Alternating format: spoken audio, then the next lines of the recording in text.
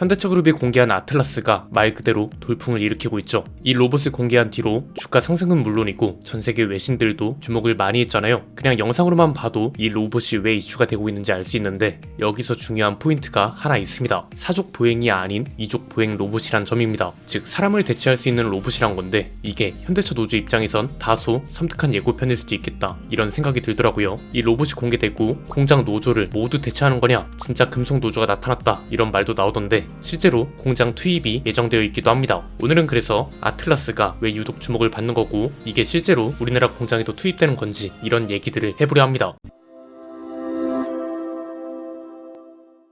자, 아틀라스는 어떤 공장에 투입되냐? 몇 개월 전에 미국 조지아에 새로 지어진 현대차그룹의 메타플랜트 소개해드린 적 있죠. 우선은 여기부터 투입될 예정이라고 합니다. 물론 이것도 당장 오늘부터 투입한다 이게 아니고요. 2년 내에 순차적으로 투입한다고 합니다. 그럼 메타플랜트에 투입된 아틀라스는 어떤 일을 하게 되냐? 우선 올해에는 로봇 메타플랜트 어플리케이션 센터를 열 거라고 합니다. 이게 뭐냐면 로봇이 투입되기 전과 후에 공장 환경에서 로봇이 학습을 하고 검증 과정도 거쳐야 하잖아요. 쉽게 말해서 로봇을 위한 훈련 센터라고 생각하시면 됩니다. 그리고 2년 뒤인 2028년에는 시퀀싱과 같은 반복 작업을 위주로 투입할 거라고 하고요. 2030년부터는 부품 조립을 비롯한 다양한 작업으로 범위를 확장시킬 거라고 합니다. 보스턴 다이내믹스가 발표한 내용도 보면 올해 배치 물량은 이미 확정됐다고 하고요. 2년 내에 현대차 공장에 투입하겠다고 밝혔습니다. 이렇게 되면 사람이 하던 일을 로봇이 하게 된다는 건 변함없는 현실인 거죠. 사람이 하기에는 너무 반복적이거나 위험 부담이 높은 작업을 우선적으로 대체하게 되고요. 로봇 도입이 안정화되면 라인 운영도 더 유연해질 가능성이 커진 거죠. 예컨대 갑자기 물량이 늘어나거나 줄어들 때 로봇 운영 로직만 살짝 수정하면 물량과 속도를 아무런 리스크 없이 맞출 수 있게 되는 거니까요. 그럼 왜 이족 보행 로봇인 점을 유독 주목해야 하냐? 간단합니다. 일단 이족 보행 로봇인 점 때문에 공장 노동자들을 대대적으로 대체하는 것 아니냐? 라는 질문으로 이어지는 거잖아요. 다른 말로 휴머노이드 로봇이라 불리는 이유가 여기에 있는데 이게 중요한 이유가 공장은 오랫동안 사람을 기준으로 설계되어 왔다는 것 때문입니다. 통로나 동선은 물론이고요. 계단이나 문턱, 작업대 높이, 하다못해 안전구역과 규칙 이런 것도 모두 사람을 전제로 설계되고 만들어졌고 즉 사람과 비슷한 휴머노이드 로봇은 이렇게 만들어진 공장에 바로 투입할 수 있다는 장점이 있는 거죠. 그럼 진짜 국내 공장에도 아틀라스가 투입되냐? 이게 우리나라에서는 가장 관심을 받는 대목일 텐데 이건 크게 세 가지 질문이면 해소가 됩니다.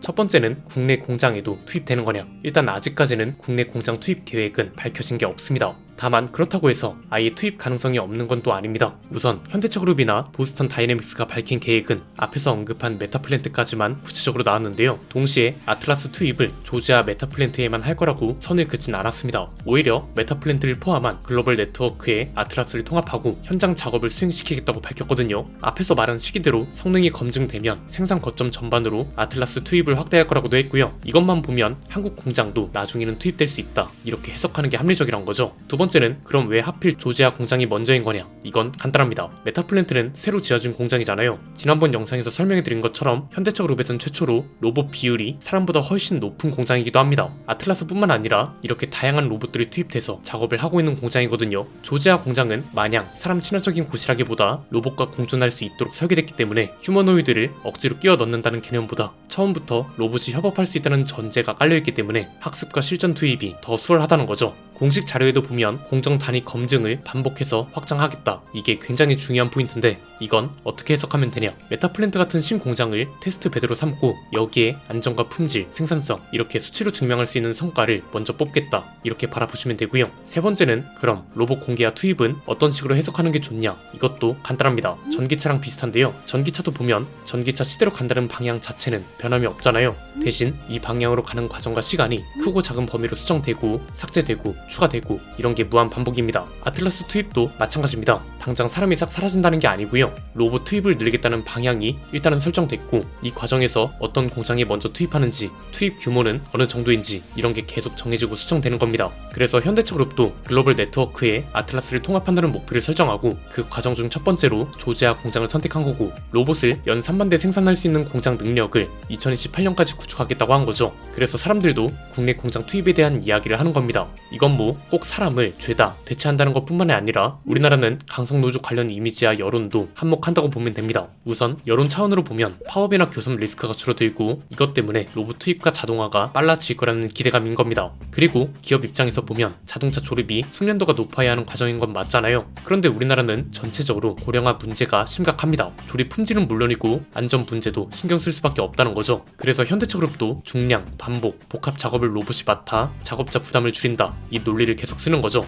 이렇게 되면 공장 경쟁력 자체도 올라갑니다. 전동화가 되면 다양한 차종을 홀로 생산할 수 있는 가능성도 커집니다. 한마디로 공장이 유연해진다는 거죠. 사람만으로 하는 것보다 로봇과 사람이 함께 일하는 게 베스트고 조지아 공장도 그렇게 만들어졌다, 이렇게 보시면 됩니다. 그럼 노조는 어떤 입장이냐? 아틀라스에 대해 직접적으로 밝힌 건 아닙니다. 대신 단체 협약 조항이나 교섭 요구안 같은 걸 보면 힌트를 얻을 수 있습니다. 우선 로봇 자체를 찬성한다, 반대한다 이런 건 없고요. 로봇이 늘어나면 고용에 영향을 주는 건 맞잖아요. 이걸 방지하기 위해서 회사가 마음대로 할 수 없게 일종의 안전장치를 걸어뒀다고 보시면 됩니다. 단체 협약을 보면 이런 게 있습니다. 자동화 또는 신기술 도입이 조합원 고용에 영향을 미친다, 이럴 때는 노조한테 통보하고 노조가 요청하면 설명회도 열어야 합니다. 그리고 새로운 기기나 기술을 도입하고 작업 공정이 바뀌고 전환 배치가 이뤄지면 노사 공동위원회로 심의 의결하도록 규정되어 있기도 합니다. 즉 로봇이 들어오면 최소한 회사가 단독 결정을 하지는 못하게 한다, 이게 기본 전제인 거죠. 이게 국내 공장에만 국한되는 게 아니라 해외 공장을 신설하거나 해외 공장에 차종을 투입하거나 이런 것도 설명회를 열어야 하고요. 고용 영향 사안에 노사 공동의 심의 의결 대상으로 두고 있습니다. 즉 노사 공동 결정 없이 일방적으로 못하게 제한하는 조항이라 보면 되는 거죠. 여기에 신사업에는 로봇도 당연히 포함되는데 이 신사업 진출을 노조에서는 어떻게 설명하냐, 고용 안정과 직결되는 문제로 설명하고 있습니다. AI와 로봇이 일자리를 뺏는다는 문제의식이 노조 전반에 공개적으로 등장하고 있는 거죠. 실제로 기아 노조는 작년 9월에 어떤 걸 했냐, AI가 일자리를 뺏을 수 있고 노동권 침해가 우려된다는 취지로 AI 위원회 구성을 요구했다고 합니다. 아틀라스의 공장 시범 투입 계획과 문제의식의 연장선이라 보면 되는 거고요. 현대차 노조를 포함한 울산 주요 사업장 노조들이 AI 시대 노동권과 고용 구조 변화에 따른 현장 위기감을 주요 의제로 다룬다는 취지의 보도도 있었습니다. 즉 로봇 투입을 마냥 환영하는 입장으로 보긴 어렵다는 거죠. 이건 그런데 현대차그룹 노조뿐만 아니라 노동자라면 누구나 가질 수 있는 생각이라고 보는데요. 이게 레거시 기업들한테는 중요한 지점이라고 보는 이유가 이미 방향은 정해졌거든요. 이제는 이걸 어떻게 받아들이고 대응하느냐가 중요하다는 거죠. 가장 필요한 건 노동자의 가치를 스스로 높이는 겁니다. 이게 실현될지는 솔직히 잘 모르겠습니다. 쉽게 말하면 회사 입장에서 굳이 로봇을 투입하지 않아도 된다는 생각을 하게 만들어야 한다는 거고, 이건 결국 노조가 직접 움직이지 않으면 불가하거든요. 레거시 기업들한테는 로봇 투입이 굉장히 중요합니다.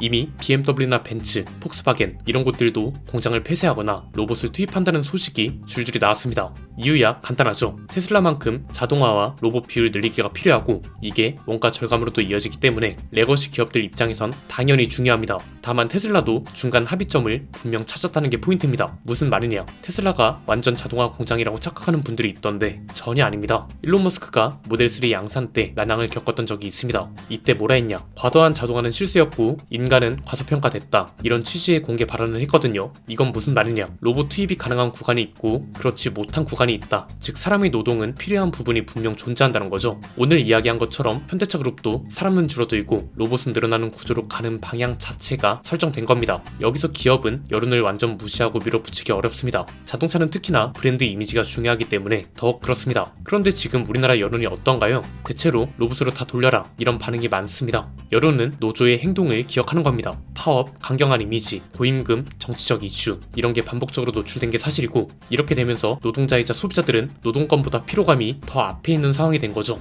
이미 이게 쌀대로 쌓여서 노조가 아무리 합리적인 노동권 가치를 이야기해도 대중은 대부분 사회와 기업은 신경 쓰지도 않는 이기적인 집단의 이기적인 요구라고 받아들이고 있다고요. 하다못해 이런 이야기를 하면 그렇게 부러우면 현대차 입사해서 노조 가입해라 이러는 사람들도 있던데, 어떻게 소비자들의 요구와 비판을 이런 식으로 받아들일 수 있냐 이겁니다. 노조 스스로 생각해봐야 할 건 지금까지 진짜 여론을 바꾸기 위해 노력한 게 있냐 이겁니다. 이미 방향이 정해져 있는 상황이기 때문에 어떻게 그 방향을 본인들을 잘 지키며 나아갈 거냐가 결정되는 중요한 시기입니다. 이 시기를 일을 지금까지 해왔던 대로 한다면 로봇 투입 여론은 더 커질 거고 기업도 그 방향으로 속도를 낼 수밖에 없는 거죠. 아트라스 영상을 보면 테슬라의 옵티머스가 떠오를 정도로 공장에 투입해도 전혀 어색할 것 같지 않은 게 사실입니다. 그 속도를 늦추느냐 앞당기느냐는 지금부터 나올 노조의 태도와 워딩에 결정된다고 보는 거죠. 여러분 생각은 어떠신가요? 댓글로 자유롭게 의견 나눠주시면 감사드리겠습니다. 오늘 내용은 여기까지입니다. 내용이 유익하셨다면 구독과 좋아요 알림 설정 부탁드립니다. 지금까지 저는 안피디였습니다. 감사합니다.